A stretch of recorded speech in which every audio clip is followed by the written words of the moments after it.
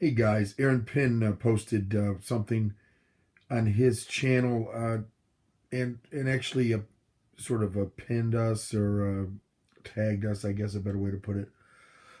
He tagged us, tagged a bunch of people to. Sorry, my voice. I've got like laryngitis, but tagged a bunch of us to talk about where we double dipped in our collection. So this is going to be just a brief overview of some of the titles that I can think of anyway, where I've double dipped.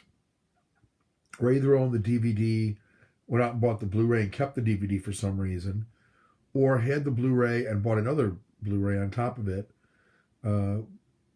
Maybe it's a steelbook or something like that. So with that in mind, let's take a look and see what I've got. Okay, first up, I had the Hunger Games 2-disc deluxe edition from Target, which is a fine edition, but I decided to pick this next one up, the steelbook of the Hunger Games, because I liked it. It looked nice, and I picked up the second part of the trilogy on steelbook, so I thought I'd match it up. It came with an ultraviolet as well.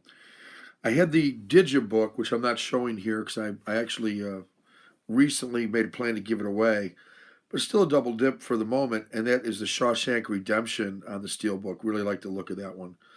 Here's a triple dip on the next one. I had, of course, Citizen Kane on the 2-disc DVD, which is really a fine edition and looks pretty good. But when the Blu-ray came out, I had to, of course, pick up the Blu-ray. So I first picked up the Digibook from Target. I got this for like $15, 70th anniversary edition. It looks real nice. But then when this one went on sale for like $20, I had to get the nicer box set of Citizen Kane, one of my favorite movies.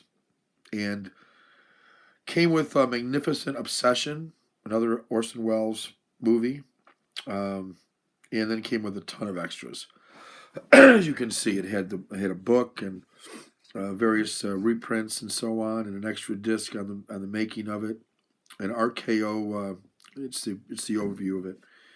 Another set is a Godfather, the DVD collection. I had Godfather 1, 2, and 3, or Godfather 2, and Godfather 3, I guess is the way to say that.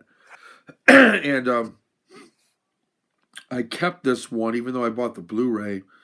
I like the look of the discs.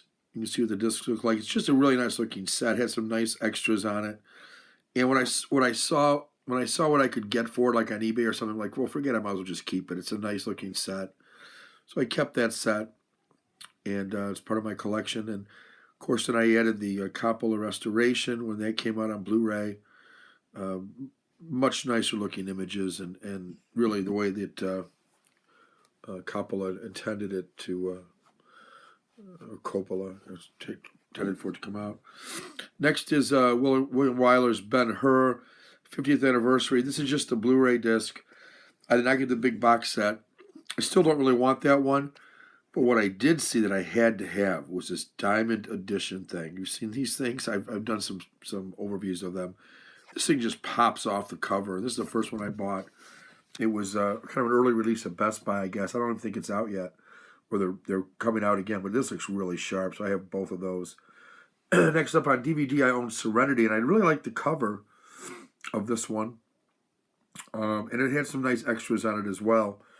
But when they came out with these comic book looking like steelbooks, I thought Serenity was one of the perfect ones to get.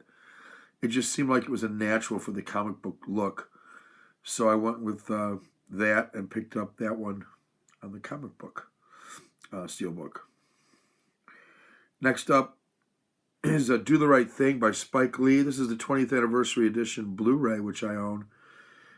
Looks nice. I don't really have too many super complaints. However, I also picked up, after the Blu-ray actually, Do the Right Thing on DVD on the Criterion Collection. It's out of print right now. I picked it up for a good price, like $10. And I really prefer this, actually, to the other one. The Alien Anthology, when it first came out, the British, or the UK version was cheaper.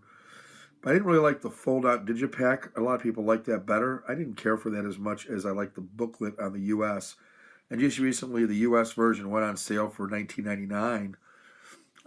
Normally, it's like $80.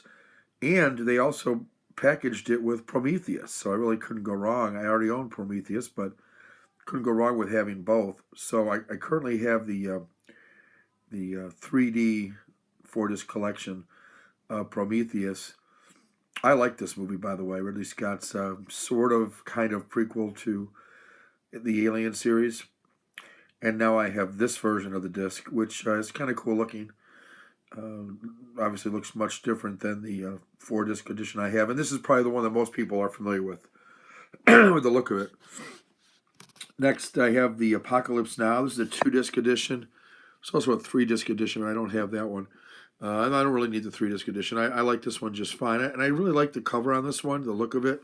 It's part of why I got that over the 3-disc edition. But I recently got the Steelbook of Apocalypse Now. I just really like the plainness of it, I guess. Just really jumped out at me. And really liked that image as well. So I picked up that. And now I have both of those. Next up, Lawrence of Arabia. This is kind of like a book, like a cloth book.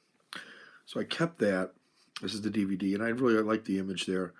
Then I have the Blu-ray, much better transfer, obviously. It looks pristine. And one of my favorite movies, and probably my top 10 at least, maybe even my top 5.